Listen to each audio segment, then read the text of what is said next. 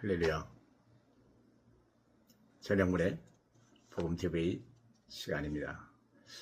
십자가 이도가 멸망하는 자에게는 어리석게 보이는 거지만 구원을 받은 우리에게는 하나님의 능력이라고 하는 말씀이 고린도전서 1장 18절에 기록이 되어 있습니다.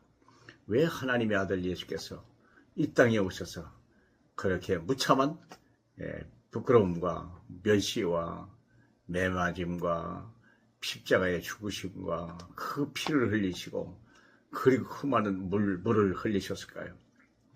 그게 인생은 할 수 없는 어느 누구도 대통령도 또 여러 가지 재벌도 훌륭한 사람도 할 수 없는 그것을 우리 주님은 우리를 위하여 이루시기를 원하시는 것이죠.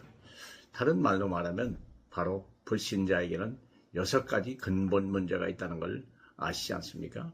아시면 다행이고 혹시 모르셨다 있다면 지금 잘 마음에 두시면 됩니다. 인생의 문제는 6가지입니다. 많은 문제가 있겠지만 줄여서 가장 핵심적인 게 6가지예요.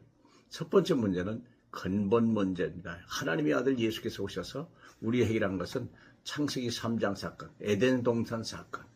우리의 조상, 첫 번째 조상이 에덴 동산에서 하나님이 먹지 말라, 먹으면 죽는다고 하는 선악을 알게 하는 나무를 따먹음으로 인하여서 그것이 죄가 된 거예요. 그 죄를 갖다 준 자 마귀에서 그 후손들은요 영원히 마귀의 종들이 되는 것입니다. 그래서 마귀를 따라서 가고 싶지 않은 지옥불에 던져져 가는 그런 불행한 일을 당하는 것을 원죄라고 하는 겁니다.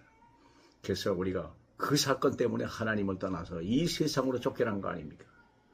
이 세상은요, 짐승들은 살아도요, 사람은 살면 안 되는 땅이에요.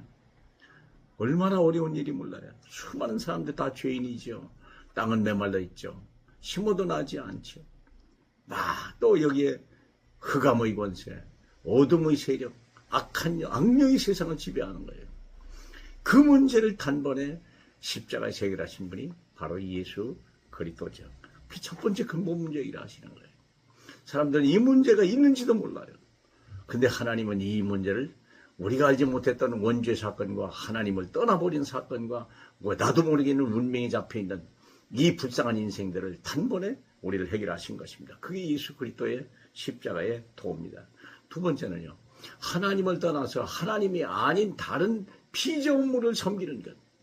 세상을 만드실 때 하나님은 자기 형상을 따라 사람을 만드시고 정복하고 다스리라고 그랬는데 하나님의 말씀을 버려버림으로 인하여 오히려 피조물을 섬기는 비참한 인생들이 된 거예요. 하늘에 있는 것을 만들어서 해와 달별을 섬기고 또 육지에 있는 여러 가지 나무나 비석이 돌이나 이런 걸 놓고 또 섬기고 있고 바다에 있는 물고기나 용왕을 섬기는 비참한 존재로 그렇게 어리석은 존재로 우리가 떨어진 거, 요 문제를 주님이 해결하신 거예요. 그래서 오직 예수 그리스도만 섬기는 거죠.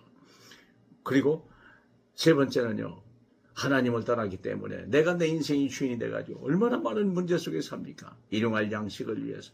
자식을 낳아서 기쁜데요. 이 아이를 어떻게 먹일 것이냐? 어떻게 우리가 이 험한 세상에서 안전하게 키울 것이냐? 얼마나 염려가 많습니까? 그러나 주님은 이렇게 말씀하셨어요.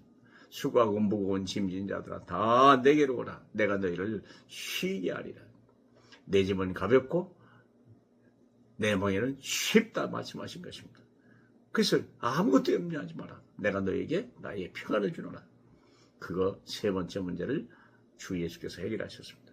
그리고 네 번째, 육신의 문제입니다. 수많은 질병들 얼마나 많아요. 고혈압, 당뇨, 여러 가지 불치병, 희귀병입니다. 수많은 사건, 사고, 지진들. 여기에서 누가 지켜냅니까? 하나님의 아들 예수가 이 모든 재앙, 조류, 질병 다 한 몸에 지고 십자가에 돌아가신 거예요. 그렇죠? 그가 우리의 허물을 인하여 그가 가시관을 치셨고요. 우리 약함을 인하여 우리 주님이 징계를 받으신 거예요. 그렇잖아요. 우리 질병 때문에 그가 채찍이 맞으심으로 우리가 나음을 입었다고 하잖아. 이 문제 해결하신 것이 예수 그리스도예요. 다섯 번째, 네 번째, 우리 언제는 누구든지 다 죽습니다. 모든 인간은 죽은데 예수 그리스도를 믿으면 부활하심으로 인하여 우리를 부활하게 만드는 거예요. 우리가 예수를 믿으면요, 우리가 죄의 상을 받고요, 우리가 다시 사는 것이며 영원히 산다고 주님이 말씀하신 것입니다. 마지막 우리 후대들, 자식은 우리의 이 불행을 다 주지 말아야겠다고 하는 국제시장이라는 영화가 있지 않습니까? 자식 걱정이 얼마나 많습니까? 그러나 염려할 필요 없습니다.